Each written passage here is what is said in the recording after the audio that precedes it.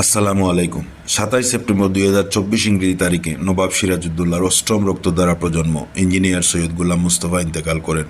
6 November 2024 ইংরেজি তারিখে তার মৃত্যুর 40 দিন পূর্ণ হলো। ভালোবাসার সুখে দুঃখে, ভালোবাসা যুগে যুগে।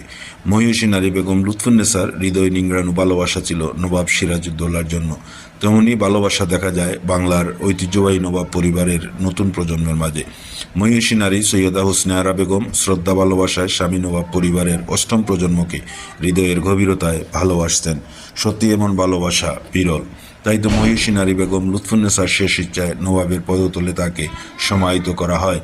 আর নবাব পরিবারের অষ্টম প্রজন্ম ইঞ্জিনিয়ার সৈয়দ গোলাম মুস্তফার শেষ ইচ্ছায় তার প্রাণপ্রিয় সহধর্মিণী মহিষী নারী সৈয়দা হোসনে আরা বেগমের কবরে নবাবের অষ্টম প্রজন্মকে সমাহিত করা হয়। নবাব সিরাজউদ্দৌলার নবম রক্তধারা প্রজন্ম সৈয়দ গোলাম আব্বাস আরেফ ওরফে নবাবজাদা আলী আব্বাসউদ্দৌলা, তার বড় আব্বা নবাব সিরাজউদ্দৌলা, তার বড় আম্মা বেগম লুৎফুন্নেসা, আব্বাজান ইঞ্জিনিয়ার সৈয়দ গোলাম মুস্তফা, আম্মাজান সৈয়দা হোসনে আরা বেগমের জন্য দেশপ্রেমী সকলকে একবার সূরা ফাতিহা ও 3 বার সূরা ইখলাস পড়বার বিনীত অনুরোধ জানিয়েছেন।